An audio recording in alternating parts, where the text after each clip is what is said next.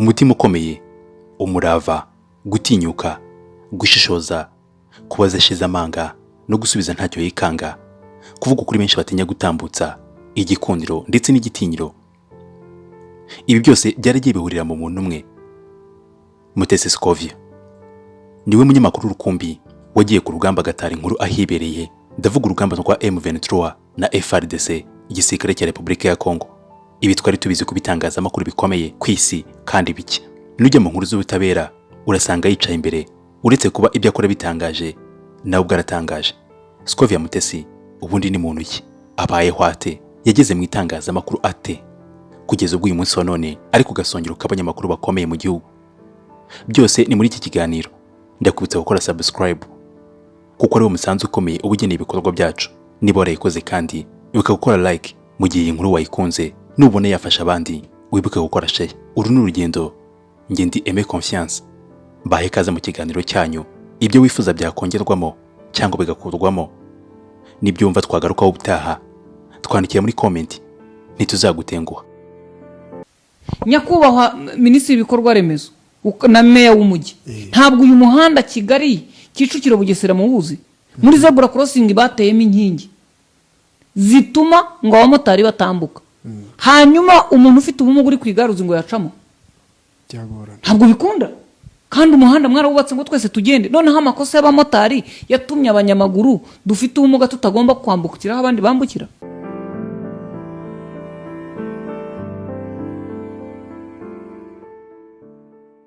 Umwite Scovia Mutesi kuko nubone niko se na nyina bamwise. Scovia yabonye izuba mu mwaka wa 1946 avugira mu ntara y'Iburasirazuba, ubu akaba atuye mu mujyi wa Kigali. Scovia ntiyamenyekanye nk'umunyamakuru gusa, oya, ahubwo yamenyekanye nk'umunyamakuru ushize amanga, uvuga kuri benshi batinya gutambutsa, akanaba umuntu udatinya gutambutsa igitekerezo cye aho yaba ari hose.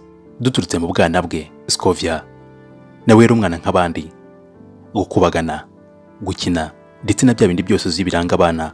Uyu nawe ibyo bihe binyuzemo nk'abandi bana bose.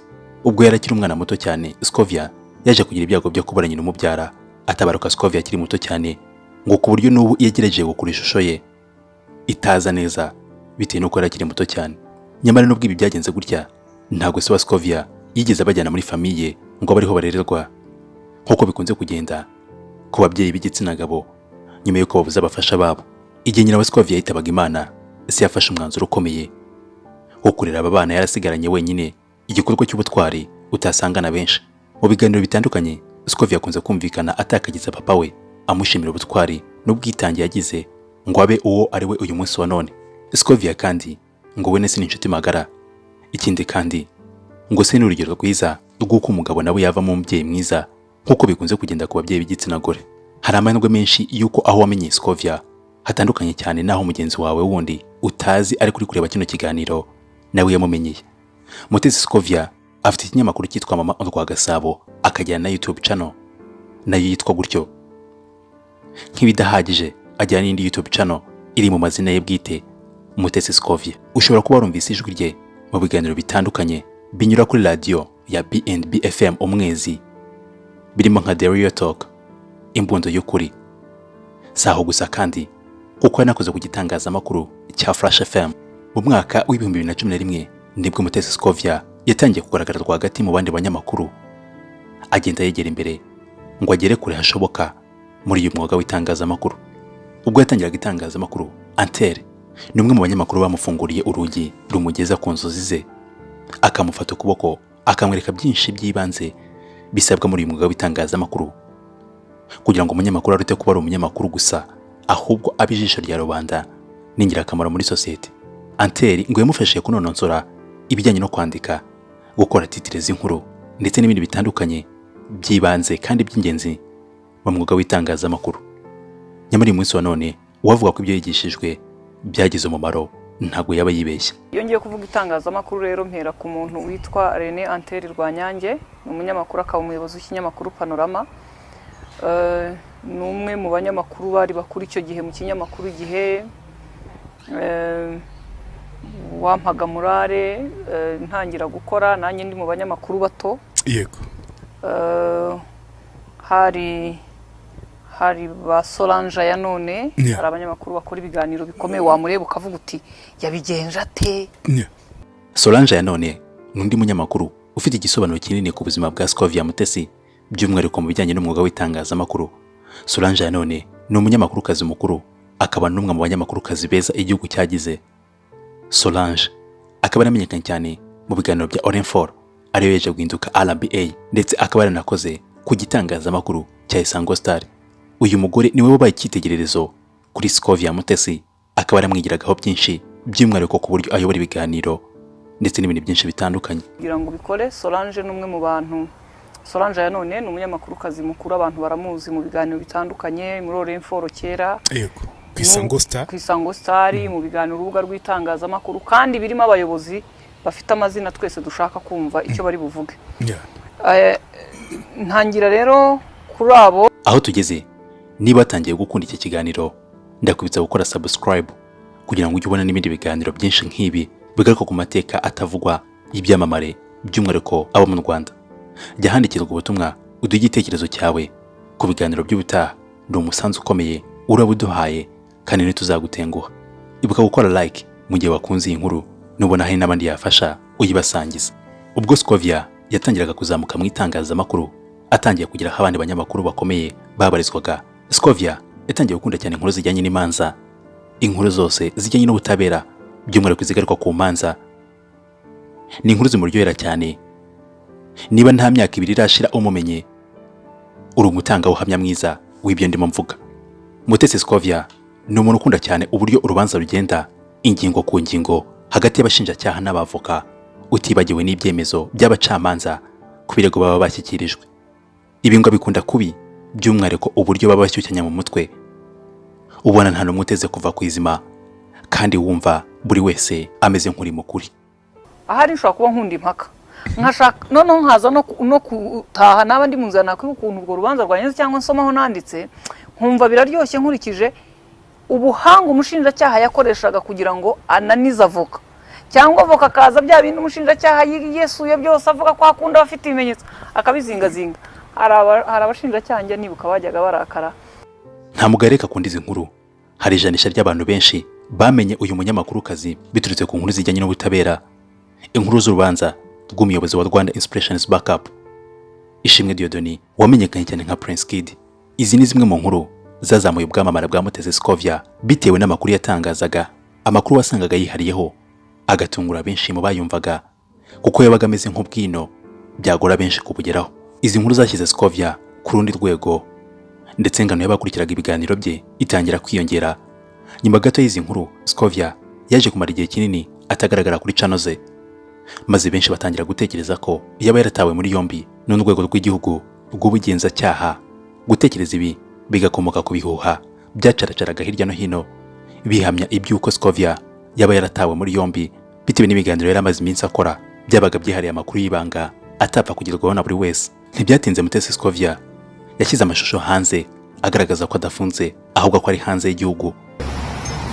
Nabasuhuza mwese abanzi banjye cyane cyane mwe murimo kuvuga ngo bamfunge, ndimo ndaryisi ahubwo nimwe mufunze. Nyamara abakwirakwizaga ibihuha Scovia yitaga abanzi be bo ntibacitse intege, ahubwo batangiye kuvuga ko yagiye hanze y'igihugu ahunze akimara gutahura ko yabagiye gutabwa muri yombi. Ubwo yari mu kiganiro The Real Talk kuri Radio BFM Umwezi, yagarutse ku byari maze iminsi bimuvugwaho, avuga ko atigeze atabwa muri yombi habe na gato cyangwa se ngo ahunge igihugu kubera iyo mpamvu, ahubwo avuga ko yari yaritabiriye inama mu gihugu cy'abaturanyi. Scovia Mutesi ni umunyamakuru utagira indimi ku ngingo yo kuvuga icyo atekereza. Ni umunyamakuru kazi wibanda ku nkuru z'ubutabera cyane ndetse n'izindi nyinshi zifite aho zihuriye na politiki. Yumvikana mu nkuru z'ubuvugizi zitandukanye kandi zahinduye byinshi mu mibereho y'abaturage, aho harimo inkuru zijyanye na mituweli, aho byasabaga ko umuntu watangiye mituweli Nyamasheke agomba no kuba ariho yivuriza aho kuba yakwivuriza nko mu karere ka Kamonyi, ndetse umuntu akaba yaragombaga gutegereza ukwezi kose nyuma yo gutanga mituweli akabona kwivuza. Nyuma yo gukora ubuvugizi kuri iki kibazo cya mituweli, ibi nabyo byahawe umurongo. Ntabwo wakwibagirwa kandi ubuvugizi bwe ku bijyanye n'umushahara wa mwarimu yagejeje kuri Minisitiri w'Intebe, nabyo bikaba byarakemutse. Ndetse vuba aha akaba yaranatanze ikibazo ku bijyanye n'imishahara mito y'abakora mu nzego z'ubutabera ndetse n'ubuvuzi ubwo yakibazaga His Excellence Paul Kagame. Iki kibazo nacyo kikaba cyarahawe umurongo. Murakoze nyakubahwa Perezida wa Repubulika, nitwa Scovia Mutesi, umwanditsi w'ikinyamakuru Mama urwa Gasabo. Mfite ibibazo bibiri. Abarimu uyu munsi barashima ko bongerewe umushahara nyuma y'igihe kinini, ariko muri iki cyiciro n'abandi bakozi batandukanye ba leta harimo abakora mu bijyanye n'ubutabera, abacamanza, abanditsi n'ubushinjacyaha. Uyu munsi nabo bavuga ko bagowe no kuba umushahara ukiri muto. Abaganga nabo bahembwa make, ariko hakaba harimo n'abadahemberwa diplome bafite.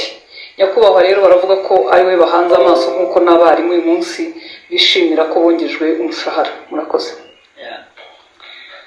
N'umwita umugore ufite umutima ukomeye, udatinya aho rukomeye kandi w'umunyamurava, ntawe uraguteye ibuye. Kubera ko babyibuka neza, Scovia niwe munyamakuru rukumbi wateye intambwe akajya mu birindiro bya M23 ajya gutara amakuru ku rugamba, imbona nkubone yibonera ku rugamba ruri kugenda. Ibi byatangaje benshi kuko ni hari hakabonetse undi munyamakuru utinyuka akajya ku rugamba agatara amakuru ahibereye, by'umwihariko urugamba rutari rworoshye, urugamba rwahuzaga M23 na FARDC, igisirikare cya Repubulika ya Kongo cyafatanyaga n'indi mitwe y'inyeshyamba irimo nka Aime, FDLR ndetse n'indi mitwe. Tukaba turi kumwe nawe. Scovia, waramutseho? Brakeye. Aho ngaho rero mutiki Si bisanzwe se hano, si ibintu byo kugira bakarwana, hari ikindi ugira ngo. Ku munsi w'ejo aho tuvuganiye kuri telefone n'ubundi mu gitondo watubwiraga ko wari uri mu nzira iva mu gace ka ahari umupaka, ntakibuka amazina regama uraza kunyibutsa, ariko ukavuga ko wari uri kujya mu kandi gace y'imirwano yaberaga. Ako gace kabaye imwe imirwano yari imeze gute, yaza guhagarara cyangwa n'ubira cyariho? Kugeza ubu kuva ejo mu masaha ngira M23 yafashe umupaka mu buryo bweruye, n'abaturage bajya kureba aho iri ku mupaka. Bitandukanye na mbere bavugaga ngo iri hafi aho, nta musirikare ugaragara w'uruhande urwo ari rwo rwose. Ariko byaje kugeraho noneho Si ibyo gusa kandi kuko Scovia Mutesi yagaragaye mu gihugu cy'Uburusiya ari gutara amakuru y'uko abaturage b'iki gihugu babayeho mu gihe intambara yavuzaga ubuhuha hagati y'Uburusiya ndetse na Ukraine. Ese Scovia ameze ate ku bijyanye n'umuryango we?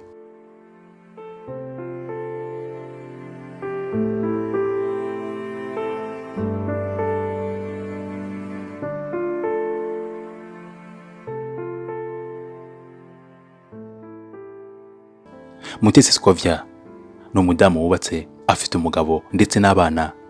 Bashingiye ku buryo abaza ibibazo ashize amanga n'uburyo asubiza ntacyo yikanga, bamwe batekereza ko umugabo wa Scovia yaba yaragowe, nawe akabasubiza agira ati kuvuga ko umugabo wanjye yagowe, rimwe na rimwe abantu bazi ko nta n'uwo ngira, kandi umugabo wanjye si inkuru. Yaragowe cyangwa ntiyagowe ko ntabwo mbyisobanura. Ikindi kandi avuga ko umugabo we ari mu bamufasha kuba ari aho ageze uyu munsi wa none, by'umwihariko mu kazi ke ka buri munsi k'itangazamakuru. Ni intumwe nziza izi gutumika, ni umunyamakuru kazi ubereye rubanda, nubwo bamwe bamutinya, ariko nyuma y'akazi ke ka buri munsi anyuzamo agasohoka agasabana n'abandi, ariko kandi n'igihe ari mu kazi anyuzamo kenshi agatebya, agatera urwenya bigatinda. Ibi byari by'ingenzi ku rugendo rw'ubuzima bwa Mutesi Scovia, umwe mu banyamakuru bakomeye igihugu gifite. Twamuvugaho byinshi, ariko burya ngo ararekwa ntashira. Reka nkwibutse ko gukora subscribe ari inyunganizi ikomeye waba uhaye ibikorwa byacu. Ibuka gukora like niba ukunze iyi nkuru, nubona hari n'abandi byafasha ntuzuyaze kuyisangiza abandi, share mu ndimi z'amahanga, nawe urahabwa umugisha.